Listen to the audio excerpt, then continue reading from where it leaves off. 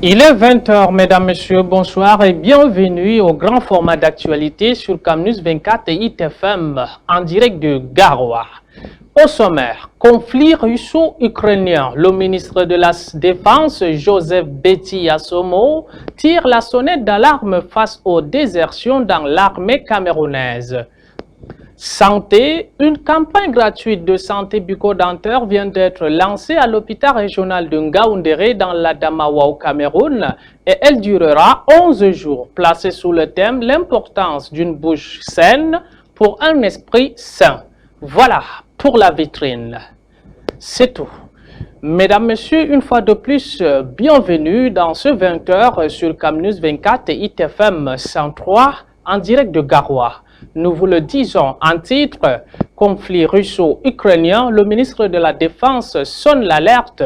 Joseph Betty Assomo interpelle les responsables de ces unités de commandement sur les désertions au sein de l'armée au profit de ce conflit.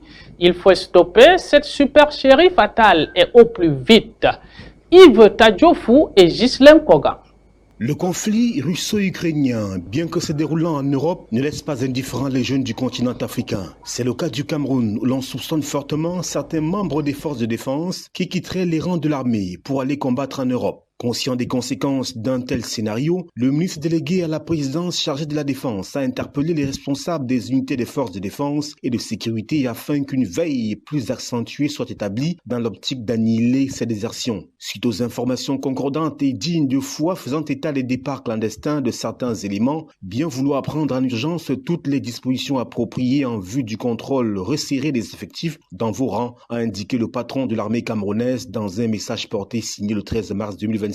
Joseph Betty Assomo va plus loin en égrenant une batterie de mesures à prendre pour éviter la fuite des forces de défense camerounaises au profit du conflit russo-ukrainien. Une sortie aussi opportune que pertinente puisqu'elle intervient à l'heure où cette guerre présente un aspect lucratif pour les soldats étrangers favorables au combat. En effet, selon les spécialistes militaires, il serait proposé par la Fédération de Russie une prime de 10 000 euros, près de 6,5 millions de francs CFA aux volontaires étrangers pour combattre dans ses rangs. Une prime jugée élevée qui pourrait surmotiver plus d'un quand on sait les conditions de vie au Cameroun où le chômage a atteint des proportions alarmantes. Joseph Betty Assomo a alors instruit à ses collaborateurs détenant des postes de responsabilité d'interdire toute sortie du pays aux forces de défense, ne justifiant d'aucun quitus signé par lui-même après avis de la chaîne hiérarchique et de la sécurité militaire.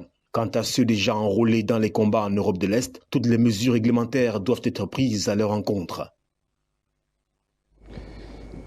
Santé publique, du 20 au 31 mars 2025, l'hôpital régional de Ngaoundéré accueille une campagne gratuite de santé bucco-dentaire à l'occasion de la Journée internationale de la santé bucco-dentaire, placée sous le thème « L'importance d'une bouche saine pour un esprit sain ».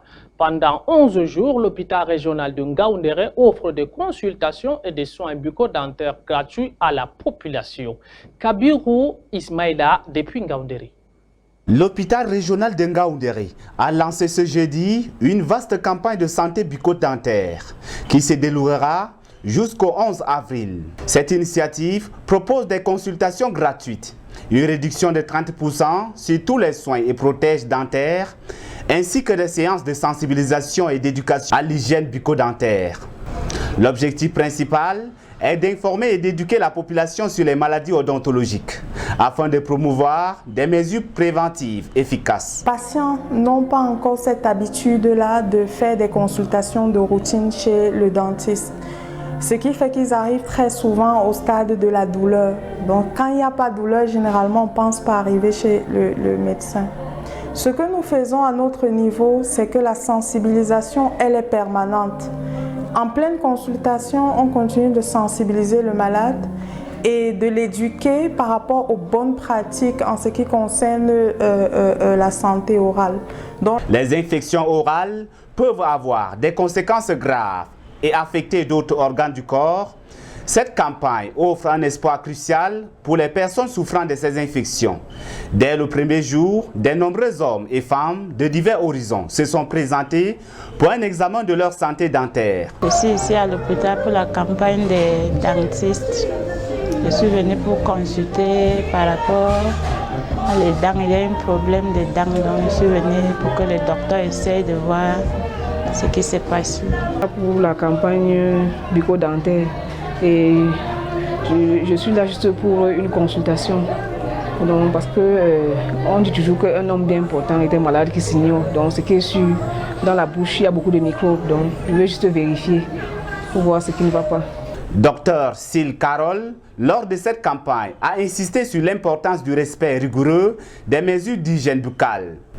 Elle a souligné que ces pratiques sont essentielles pour prévenir les maladies dentaires. Que les maladies bucco-dentaires sont réelles. La prévention passe par une hygiène bucco-dentaire efficace.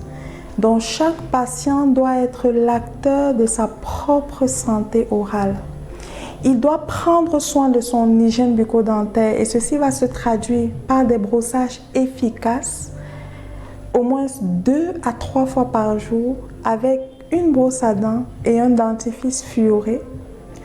Cette initiative joue un rôle essentiel dans la promotion du bien-être sanitaire, en particulier en cette journée internationale de la santé bucco-dentaire.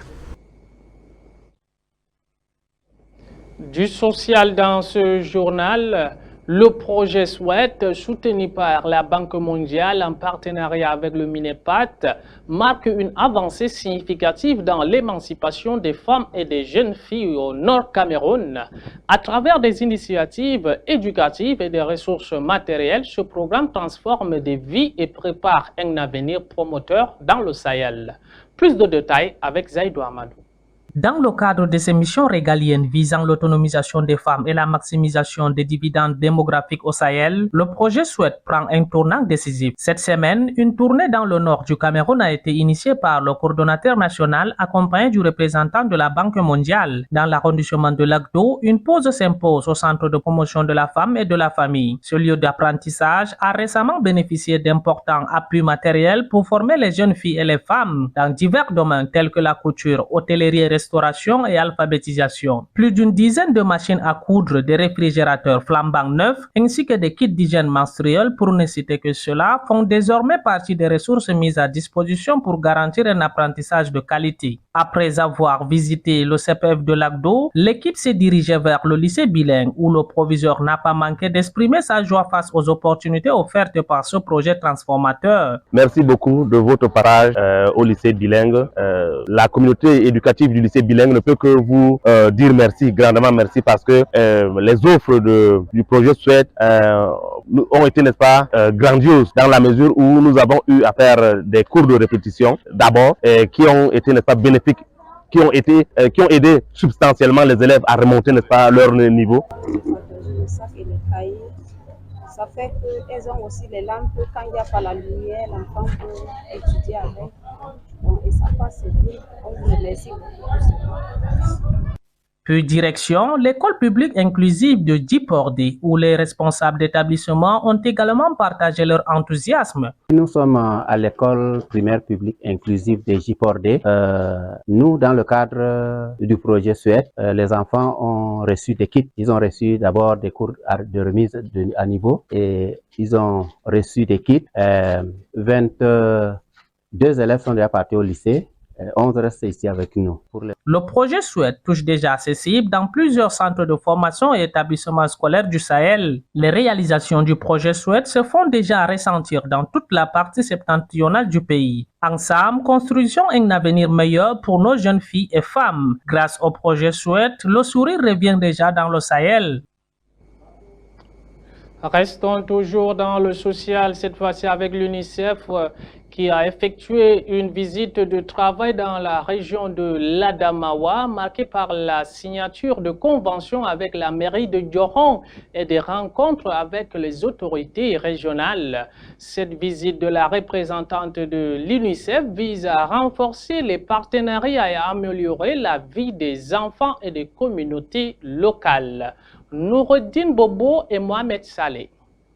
La représentante de l'UNICEF au Cameroun a effectué ce jour une visite de travail en Gaoundéré afin d'évaluer les défis auxquels est confrontée la population de la région septentrionale. Les discussions ont porté sur des problématiques cruciales telles que l'accès à l'eau potable, la santé, l'éducation, des mariages précoces, la sous-scolarisation des jeunes filles, le VIH, le changement climatique et les violences basées sur le genre.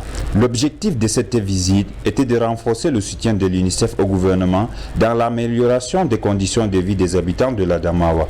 Elle a été reçue en audience par le secrétaire général de la région. Bon, j'aimerais remercier le gouverneur de nous avoir invités à venir à cette séance de travail. Il s'agissait bien d'une séance de travail pour voir un petit peu, pour faire le point sur l'appui que l'UNICEF est en train d'apporter, aussi les perspectives de collaboration et profiter de l'opportunité pour aussi parler de certaines des priorités de la région. Et je dois dire que nous avons abordé plusieurs points et nous sommes extrêmement heureux et satisfaits de cette très bonne collaboration. Hier, nous étions à Djohong donc pour la signature d'un accord entre la commune et l'UNICEF pour l'initiative Commune Amie des enfants. Et nous, avec la conversation avec les membres du gouvernement, du gouverneur, nous pouvons voir qu'il y a beaucoup plus de mairies qui seraient peut-être intéressées à cette initiative qui vise vraiment à adresser les problèmes des enfants dans leurs environnements. Nous avons parlé également de la problématique de l'enregistrement de naissance et je dois dire que l'UNICEF a lancé l'année dernière un challenge, une campagne, la campagne My Name, et la majorité des mairies de l'Adamawa font partie de cette campagne et bientôt nous allons voir les résultats qui vont vraiment permettre de voir l'effort des différentes entités pour s'assurer que les enfants aient un acte de naissance. Disparité de présentation. Donc déjà à partir de là, vous pouvez comprendre qu'il y a une synergie qui se dégage et une symbiose même. Une bonne collaboration entre tous les maillons de la chaîne qui jouent pleinement leur rôle, je peux vous rassurer, et qui n'attendent que d'être sollicités pour jouer ce rôle-là de manière active. La représentante de l'UNICEF au Cameroun a souligné l'importance de renforcer la collaboration entre les différents ministères et le Fonds des Nations Unies pour l'enfance avec l'appui de la Banque mondiale afin d'améliorer les conditions de vie de la population de l'Adamawa. Elle a rassuré que les efforts conjoints en matière d'approvisionnement en eau potable porteront leurs fruits dans les jours prochains. Au cours de l'audience, les discussions ont également porté sur l'impact du changement climatique qui affecte déjà considérablement la région. L'UNICEF a lancé un appel à l'action et s'est engagé avec le soutien de la Banque mondiale et du gouvernement à relever ce défi majeur en implantant de nouveaux points d'eau potable en Ngaoundéré. Tradition et culture au Cameroun, fin de 4 décennies de vacances de pouvoir dans le village Begbis situé dans le Dja et Lobo. Le week-end dernier, le chef supérieur Boulou a été intronisé devant les fils et filles du terroir. Kabiru Ismaïla nous donne plus de détails. L'arrondissement de Bembi, niché dans la région du Dja et Lobo, a été le théâtre d'un événement d'une portée historique. L'intronisation du nouveau chef supérieur Boulou, mettant fin à une vacance de pouvoir qui durait depuis 42 ans. Les fils et filles de cette terre se sont rassemblés en nombre pour participer à cette cérémonie mémorable qui s'est déroulée à l'esplanade de la chefferie, récemment rénovée pour l'occasion. Autour de lui, la cohésion sociale, l'unité de Bembis, les populations se plaignaient d'être orphelines depuis 42 ans. Je crois que quand vous voyez le zèle et l'enthousiasme qui les caractérisent, elles se sentent aujourd'hui avec un père tant attendu et choisi par eux-mêmes, par la famille, choisi par les notables tels que la réglementation nous l'exige. Donc le Bembis est en joie et nous avec de savoir que ce chef tant attendu est aujourd'hui là. Nous avons procédé à son installation. Outre l'unité qui est son cheval de bataille, il est question de promouvoir le développement par la mise sur pied d'un comité de développement qui va intégrer effectivement, qui va fédérer toutes les forces vives de son unité à l'effet de pallier au manquement dû au fait qu'il n'y avait.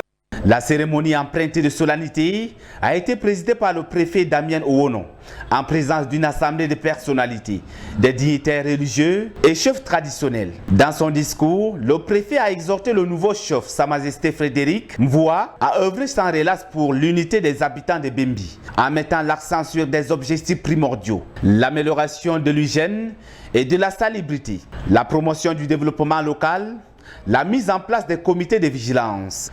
Les populations venues en masse ont été les témoins privilégiés de la transmission de pouvoir. Patient d'Étienne Enundi Mvouma, qui a régné de 1908 à 1983. Après avoir accompli les rites traditionnels du peuple Ekan, le nouveau chef a exprimé avec gravité sa conscience des défis qui l'attend et a dévoilé les grandes lignes de sa feuille de route. Déjà, nous avons restauré le palais. Maintenant, il faut restructurer la chefferie en organisant le gouvernement de la chefferie. C'est le rassemblement de tous les filles et fils de Bengis. Les habitants ont célébré avec ferveur cette nouvelle ère au sein des réjouissances populaires qui ont animé les quartiers. En sport, football, Elite One. C'est la reprise ce week-end. Les deux représentants du Nord, Gazelle Football Academy et Coton Sport de Garoua, sont déjà à Yaoundé, dans la capitale, pour le compte de la 16e journée. Mais ce retour sera marqué par une série de derbys régionaux entre les différentes formations. Aline Dida et Michel Ateba. Deux affiches ce dimanche au stade de Bonamoussadi à Douala. D'abord, le derby régional entre les Astres de Douala, 5e au classement, et le 14e, l'Union sportive de Douala. Le deuxième derby oppose deux formations du département du Mungo. L'Aigle de Nkonsamba, 12e au classement, affronte la formation de Stade Renard de Melon, 4e dans la région de l'Ouest, et au stade Bamendi, Yon Sport Academy avec son nouvel entraîneur Alexandre Belinga, 16e au classement, joue le 9e Victoria United alias Opopo dans un duel anglo-saxon. La 16e journée se dispute en 3 temps. Mercredi, le canon sportif de Yaoundé affronte Bamoutos de Bouddha et le leader Colombe de Djaïlobo reçoit le 3e Coton Sport de Garoua. Jeudi, Fauve Azur affronte la Dynamo sportive de Douala. Et enfin, AS Fortuna, 13e au classement, reçoit le 2e, la jeune équipe de Gazelle FA de Garoua. A noter que la rencontre PW de Bamenda Panthère Sportive du Ndé a été procrastinée. Un homme marié vit plus longtemps qu'un célibataire, mais il a l'impression que chaque année dure une éternité. Plus le temps passe, plus le couple se transforme en deux voisins. Ils se saluent poliment, mais les grandes conversations deviennent rares. Fin de 20h sur Camnus 24 et ITFM 103, émettant depuis Garoua, Ondjarama.